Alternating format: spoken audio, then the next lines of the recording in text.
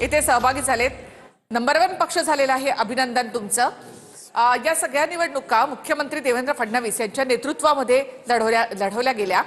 खूप मोठी मेहनत होती या सगळ्या मागे आणि आज भाजप नंबर 1 पक्ष या महाराष्ट्रामध्ये झालेला आहे नगर परिषद निवडणुकामध्ये। एक लक्षात घेतलं पाहिजे, 118 आकडा तुम्ही दाखवताय, पण जो आमचा आकडा आहे तो आता ऑलरेडी 150 च्या आसपास आहे।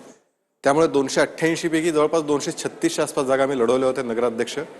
त्यापैकी 150 जागा निवडून येतात आणि त्याचबरोबर वॉर्डाच्या याच्या निवडणुकांमध्ये सुद्धा भारतीय जनता पार्टी क्रमांक 1 राहतो। याचा अर्थ एकच आहे, महाराष्ट्रामध्ये एकच धुरंधर आहे आणि त्या धुरंधरचं नाव आहे देवेंद्र फडणवीस। महाराष्ट्राचा धुरंधर म्हणजे देवेंद्र फडणवीस हे या निवडणुकीने पुन्हा एकदा सिद्ध केलंय। लक्षात घ्या, ज्या पद्धतीने निकाल आहे, विरोधक नावाला सुद्धा उरलेले नाहीयेत। त्याची कारण आहेत 2-3। म्हणजे एकीकडे देवेंद्रजींच्या कारभारावरती जनतेने दिलेला विश्वास, ज्या पद्धतीने ते फिरले, ही कार्यकर्त्यांची निवडणूक होती आणि देवेंद्रजी कार्यकर्त्यांच्या निवडणुकीसाठी फिरले। हाच कार्यकर्ता होता जो नेत्यांच्या निवडणुकीसाठी फिरतो। आणि त्याच्या उलट उद्धव ठाकरे, शरद पवार, राज ठाकरे हे आपल्याला कुठे प्रचारात दिसले नाहीत। त्यामुळे प्रचारामध्ये कार्यकर्त्यांच्या सोबत ज्या पद्धतीचे निर्णय गेल्या काही दिवसांमध्ये, काही वर्षभरामध्ये घेतले, त्या निर्णयाला जनतेने दिलेली पोचपावती हे या निवडणुकीचं वैशिष्ट्य आहे। एक शेवटचा मुद्दा या सगळ्याच्यामध्ये सगळ्यात महत्त्वाचा मानला पाहिजे, ही एका अर्थाने महाराष्ट्राची मिनी विधानसभा होती। कारण डिसेंबर, जानेवारी आणि फेब्रुवारीचा काळ हा महाराष्ट्रातला प्रत्येक मतदार मतदान करणार आहे। पुढच्या मुंबईसह सर्व महापालिका निवडणुकांची विजयाची नांदी या आजच्या निकालातून होतीये। पण तिथे विरोधी पक्ष असं म्हणतात की पैशांची गारपीट झाली आणि त्यामुळे मतांचा पाऊस पडला आणि भाजप नंबर 1 झाली। मला असं वाटतं की शेवटी तुम्ही लढलात तर ते म्हणायला अर्थ आहे।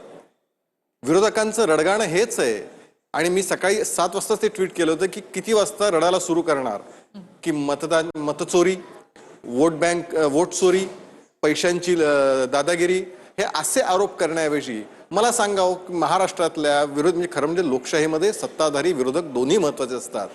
मला सांगा, विधानसभेसारख्या महत्वाच्या ठिकाणी विरोधकांनी किती मुद्दे महत्वाचे मांडले? उद्धव ठाकरे राज्याचे माजी मुख्यमंत्री आहेत, ते नागपूरला आले, त्यांनी बाहेर पत्रकारांशी बोलले, पण विधान भवनामध्ये त्यांनी किती वेळा एखादा प्रश्न, एखादी भूमिका ही लावून धरली? तुम्ही जनतेचे प्रश्न मांडणार नाहीत, तुम्ही कार्यकर्त्यांच्या पाठीशी उभं राहणार नाही, तुम्ही कोणत्याही प्रकारच्या जनतेच्या प्रश्नांसाठी लढा देणार नाही आणि मग जनता तुम्हाला स्वीकारणार नाही, मग सोपं कारण तुम्ही काढणार पैशाची दादागिरी, वोट चोरी। मला असं वाटतं की जनता सुद्धा कळून चुकली आहे। महाराष्ट्रातल्या जनतेचा अशा पद्धतीने पैशाचा वापर झाला असं म्हणून तुम्ही महाराष्ट्रातल्या जनतेचा अपमान करत आहात, हे तुम्ही लक्षात ठेवलं पाहिजे।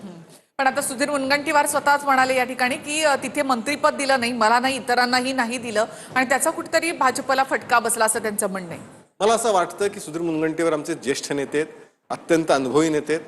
त्या ठिकाणच्या सगळ्या ज्या 2-4 ठिकाणी पराभूत झालात, त्यामुळे त्यांच्या तिथल्या स्थानिक ह्याच्यातनं मला असं वाटतं त्यांची काही भूमिका त्यांनी मांडली असेल, पण ते माननीय देवेंद्रजी एकत्र बसून येणाऱ्या कालावधीमध्ये त्यांचं जे म्हणणं आहे त्या म्हणण्यावरती उत्तर नक्कीच शोधतील। आज महाराष्ट्रामध्ये एक लक्षात घेतलं पाहिजे की 150 नगराध्यक्ष निवडून येणं आणि जवळपास 3-4.5 हजारापेक्षा जास्त वॉर्डचे नगरसेवक निवडून येणं हा फार मोठा घवघवीत यश आहे।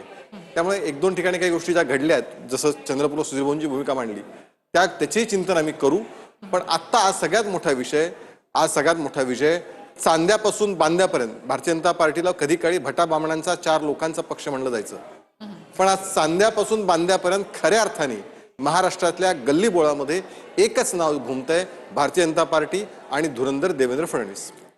जी खूप खूप धन्यवाद केशवजी आणि पुन्हा एकदा अभिनंदन तुमचं। भाजप अखेर नंबर 1 पक्ष या सगळ्यामध्ये ठरलेला आहे। आपण मुंबई महापालिकेत त्या विजयात यश करायला आपण इथे भेटणारच आहोत। धन्यवाद। नक्की। आणखी